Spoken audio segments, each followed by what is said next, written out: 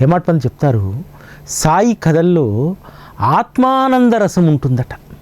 ఆ ఆత్మానంద రసము సేవిస్తున్నంతసేపు దాహం అధికమవుతూ ఉంటుందట. మామూలుగా మనము నీరుని తీసుకుంటే దాహం తగ్గాలి కదా. శ్రీ సాయి కథల్లో ఉన్నటువంటి ఆత్మానంద రసము మరింత దప్పిక వేసేలాగా చేస్తుందట.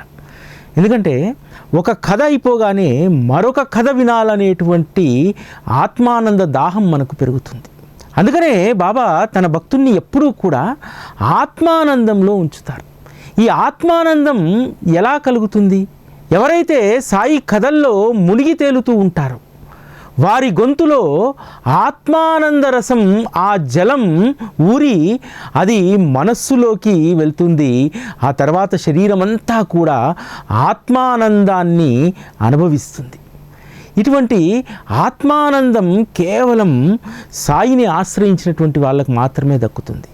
సాయి కథల్లో ఉన్నటువంటి మహిమే ఇది. ఎన్ని మార్లు ఆ కథను స్మరణ చేసుకున్నా, ఎన్ని మార్లు బాబా యొక్క వచనామృతాన్ని సేవించిన మనస్సుకు ఆ దాహం అస్సలు తీరదు.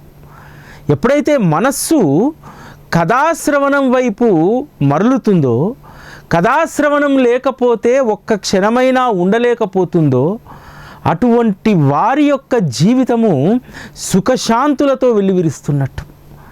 మనందరికీ కూడా శ్రవణం అనేటువంటి గొప్ప సాధనను అనుగ్రహించి కష్టాలను కూడా సుఖాలుగా మార్చేటువంటి గొప్ప అనుగ్రహాన్ని బాబా మనకు అందించారు.